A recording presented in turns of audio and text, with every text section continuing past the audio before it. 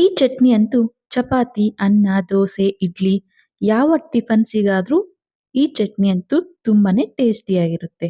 Hi hello ಎಲ್ಲರಿಗೂ ನಮಸ್ಕಾರ. ಜ್ಯೋತಿ ಪಾಕಶಾಲೆಗೆ ತಮ್ಮೆಲ್ಲರಿಗೂ ಸ್ವಾಗತ. ಹೊಸದಾಗಿ ನಮ್ಮ ಕುಕಿಂಗ್ ವಿಡಿಯೋಸ್ ನೋಡ್ತಿದ್ದಲ್ಲಿ ಪ್ಲೀಸ್ ಸಬ್ಸ್ಕ್ರೈಬ್ ಮಾಡ್ಕೊಳ್ಳಿ. ಈ ರೆಸಿಪಿ ಇಷ್ಟ ಆದಲ್ಲಿ ಒಂದು ಲೈಕ್ ಮಾಡಿ.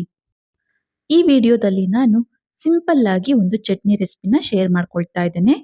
Capsicum tomato chutney. ಈ ಚಟ್ನಿ ಅಂತೂ ಯಾವುದೇ ಟಿಫನ್ಸಿಗಾಗಿರ್ಬೋದು ಸೂಪರ್ ಕಾಂಬಿನೇಷನ್ ಅಂತಾನೆ ಹೇಳ್ಬೋದು. ಸಿಂಪಲ್ ಆಗಿ ಈ ಚಟ್ನಿ ರೆಸಿಪಿನ ಮಾಡ್ಕೊಳ್ಬೋದು. ತುಂಬಾನೇ ಟೇಸ್ಟಿಯಾಗಿರುತ್ತೆ. ಬನ್ನಿ ಈ ಸಿಂಪಲ್ ಆಗಿರುವಂತಹ ಟೇಸ್ಟಿಯಾಗಿರುವಂತಹ ಕ್ಯಾಪ್ಸಿಕಮ್ ಟೊಮೆಟೊ ಚಟ್ನಿ ರೆಸಿಪಿನ ಯಾವ ರೀತಿ ಮಾಡೋದು ಅಂತ ನೋಡೋಣ.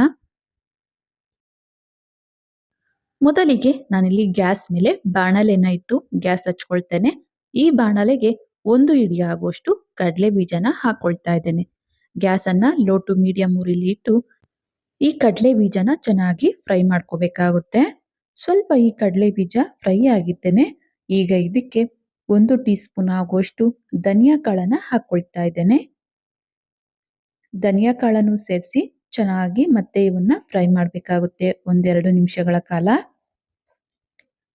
ನೋಡಿ, ಕಡಲೆ ಬೀಜ ಹಾಗೂ ಧನಿಯಾ ಕಾಳು ಚೆನ್ನಾಗಿ ಫ್ರೈ ಆಗಿದ್ದಾವೆ. ಈಗ ಇವನ್ನ ಒಂದು ಪ್ಲೇಟಿಗೆ ಸಪರೇಟ್ ಆಗಿ ತೆಗೆದುಕೊಳ್ತೇನೆ. ನಂತರ ಅದೇ ಬಾಣಲೆಗೆ ಸ್ವಲ್ಪ ಎಣ್ಣೆನ ಹಾಕೊಳ್ತೇನೆ. ಎಣ್ಣೆ ಲೈಟ್ ಆಗಿ ಬಿಸಿಯಾಗಿದ್ದೇನೆ. ಇದಕ್ಕೆ ನಾನಿಲ್ಲಿ ಒಂದು 5 ಹಸಿಮೆಣಸಿನಕಾಯಿನ ಈ ರೀತಿ ಅರ್ಧಕ್ಕೆ ಕಟ್ ಮಾಡಿ ಸೇರಿಸ್ಕೊಳ್ತಾ ಇದ್ದೇನೆ. ಸ್ವಲ್ಪ ಈ ಹಸಿಮೆಣಸಿನಕಾಯಿ ಫ್ರೈ ಆಗಿದ್ದೇನೆ. 2 ಮೀಡಿಯಂ ಗಾತ್ರದ ಕ್ಯಾಪ್ಸಿಕಮ್ ಅನ್ನ ತೊಳೆದು ನೀಟಾಗಿ ಈ ರೀತಿ ಸಣ್ಣ ಗಾತ್ರದಲ್ಲಿ ಕಟ್ ಮಾಡ್ಕೊಂಡಿರುವಂತ ಕ್ಯಾಪ್ಸಿಕಮ್ ಅನ್ನ ಈ ಬಾಣಲೆಗೆ ಸೇರಿಸಿ ಸ್ವಲ್ಪ ಇವನ್ನ ಎಣ್ಣೆಯಲ್ಲಿ ಫ್ರೈ ಮಾಡ್ಕೋಬೇಕಾಗುತ್ತೆ. ಈ ಕ್ಯಾಪ್ಸಿಕಮ್ ಅನ್ನ ಸ್ವಲ್ಪ ಫ್ರೈ ಮಾಡಿದ್ದೇನೆ. ಈಗ ಇದಕ್ಕೆ 2 ಮೀಡಿಯಂ ಗಾತ್ರದ ಚೆನ್ನಾಗಿ ಹಣ್ಣಾಗಿರುವಂತಹ ಟೊಮೆಟೊನ ದಪ್ಪ ಗಾತ್ರದಲ್ಲಿ ಕಟ್ ಮಾಡಿ ಈ ಬಾಣಲೆಗೆ ಸೇರಿಸ್ಕೊಳ್ತೇನೆ. ಅನಂತರ ಚಟ್ನಿಗೆ ಬೇಕಾಗುವಷ್ಟು ಉಪ್ಪನ್ನ ಸೇರಿಸಿ ನಂತರ ಒಂದು ಅರ್ಧ ಟೇಬಲ್ ಸ್ಪೂನ್ ಆಗುವಷ್ಟು ಜೀರಿಗೆನೂ ಸೇರಿಸಿ ಈ ಟೊಮೆಟೊ ಹಾಗೂ ಕ್ಯಾಪ್ಸಿಕಮ್ ಎಣ್ಣೆಯಲ್ಲಿ ಫ್ರೈ ಆಗುವವರೆಗೂ ಇವನ್ನ ಬೇಯಿಸ್ಕೋಬೇಕಾಗುತ್ತೆ. ನೋಡಿ, ಟೊಮ್ಯಾಟೊ ಎಲ್ಲ ಚೆನ್ನಾಗಿ ಸಾಫ್ಟ್ ಆಗಿ ಬೆಂದಿದ್ದಾವೆ. ಈಗ ಇದಕ್ಕೆ ನಾನಿಲ್ಲಿ ಒಂದು 1/4 ಟೀ ಸ್ಪೂನ್ ಆಗುವಷ್ಟು ಅರಿಶಿನ, ನಂತರ ಸ್ವಲ್ಪ ಹುಣಸೆ ಹಣ್ಣನ್ನ ಇದಕ್ಕೆ ಸೇರಿಸ್ಕೊಳ್ತಾ ಇದ್ದೇನೆ. ಅನಂತರ 1 ಹಿಡಿ ಆಗುವಷ್ಟು ಕೊತ್ತಂಬರಿ ಸೊಪ್ಪನ್ನು ಸೇರಿಸಿ ಮತ್ತೊಮ್ಮೆ ಇದನ್ನ ಚೆನ್ನಾಗಿ ಮಿಕ್ಸ್ ಮಾಡ್ತಾ 1-2 ನಿಮಿಷಗಳ ಕಾಲ ಇವನ್ನ ಫ್ರೈ ಮಾಡ್ಕೊಳ್ತೇನೆ. ಈ ಕ್ಯಾಪ್ಸಿಕಮ್ ಟೊಮೆಟೊ ಚಟ್ನಿ ತುಂಬಾನೇ ಟೇಸ್ಟಿಯಾಗಿರುತ್ತೆ. ಹಾಗೇನೆ ಬೇಗನೆ ಮಾಡ್ಕೊಳ್ಬೋದು. ಈ ರೀತಿ ಮಾಡಿ ನಾವು ಇದನ್ನ 1-2 ದಿನ ಫ್ರಿಡ್ಜ್ ಅಲ್ಲಿ ಸ್ಟೋರ್ ಮಾಡ್ಕೊಳ್ಬೋದು. ರೊಟ್ಟಿ, ಚಪಾತಿ, ಅನ್ನ ಯಾವುದರ ಕಾಂಬಿನೇಷನ್ ಆದ್ರೂ ಈ ಚಟ್ನಿ ತುಂಬಾನೇ ಟೇಸ್ಟಿಯಾಗಿರುತ್ತೆ. ಇವೆಲ್ಲ ಫ್ರೈ ಆಗಿದ್ದಾವೆ. ಈಗ ಗ್ಯಾಸ್ ಅನ್ನ ಆಫ್ ಮಾಡಿ ಇದನ್ನ ಸೈಡ್ಗೆ ತೆಗೆದಿಡ್ತೇನೆ. ನಂತರ ನಾನಿಲ್ಲಿ ಮಿಕ್ಸಿ ಜಾರನ್ನ ತೆಗೆದುಕೊಂಡು ಈ ಮಿಕ್ಸಿ ಜಾರಿಗೆ ಮೊದಲಿಗೆನೆ ನಾವು ಹುರಿದಿರುವಂತಹ ಕಡಲೆ ಬೀಜ, ಧನಿಯಾ ಕಾಳನ್ನ ಸೇರಿಸಿ ಇದನ್ನ ಮೊದಲಿಗೆ ತರಿತರಿಯಾಗಿ ಈ ರೀತಿ ಪುಡಿ ಮಾಡ್ಕೊ ಬರ್ತೇನೆ. ಪುಡಿ ಮಾಡಿರುವಂತಹ ಈ ಮಿಕ್ಸಿ ಜಾರಿಗೆನೆ ನಂತರ ನಾವು ಟೊಮ್ಯಾಟೊ ಕ್ಯಾಪ್ಸಿಕಮ್ ನ ಫ್ರೈ ಮಾಡಿದ್ವಲ್ಲ ಈ ಮಿಶ್ರಣನ ಸೇರಿಸ್ಕೊಳ್ತೇನೆ. ಅನಂತರ 1 ಗಡ್ಡೆ ಆಗುವಷ್ಟು ಬೆಳ್ಳುಳ್ಳಿನ ಸೇರಿಸ್ಕೊಳ್ತೇನೆ. ಹಾಗೇನೆ ಕಡಾಯಿಗೆ ಸ್ವಲ್ಪ ನೀರನ್ನ ಸೇರಿಸಿ ಮಿಕ್ಸ್ ಮಾಡಿ ಇದಕ್ಕೆ ಸೇರಿಸ್ಕೊಳ್ತಾ ಇದ್ದೇನೆ. ಈಗ ಇದನ್ನ ನುಣ್ಣಗೆ ರುಬ್ದೇನೆ ತರಿತರಿಯಾಗಿ ರುಬ್ಕೊಂಬರ್ತೇನೆ. ನೋಡಿ, ಈ ಕ್ಯಾಪ್ಸಿಕಮ್ ಹಾಗೂ ಟೊಮೆಟೊ ಚಟ್ನಿನ ಜಾಸ್ತಿ ನುಣ್ಣಗೆ ರುಬ್ದೇನೆ ಈ ರೀತಿ ಅಲ್ಲಲ್ಲಿ ಬಾಯಿಗೆ ಸಿಗೋ ರೀತಿ ಇರಬೇಕು. ಕ್ಯಾಪ್ಸಿಕಮ್, ಟೊಮೆಟೊ ಹಾಗೂ ಕಡಲೆ ಬೀಜ ಅವೆಲ್ಲ ನೋಡಿ ಈ ರೀತಿ ತರಿತರಿಯಾಗಿ ಇರಬೇಕಾಗುತ್ತೆ.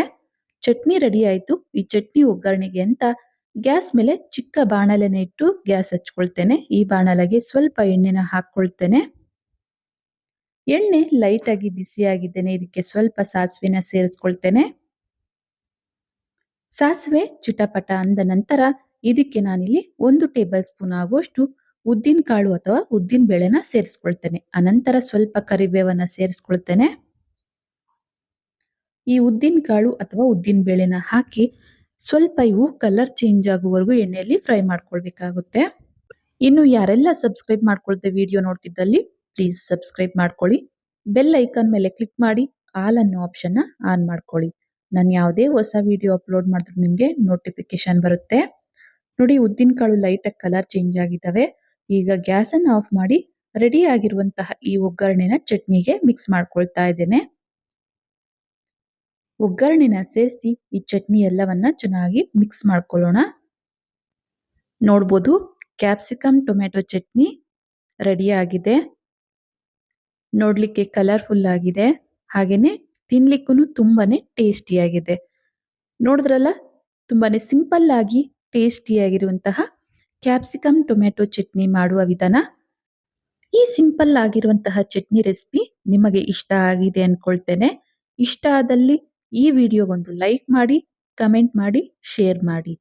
ಇನ್ನು ಯಾರೆಲ್ಲ ಸಬ್ಸ್ಕ್ರೈಬ್ ಮಾಡ್ಕೊಳ್ದೆ ವಿಡಿಯೋ ನೋಡ್ತಿದ್ದಲ್ಲಿ ಪ್ಲೀಸ್ ಸಬ್ಸ್ಕ್ರೈಬ್ ಮಾಡ್ಕೊಳ್ಳಿ. ಧನ್ಯವಾದಗಳು.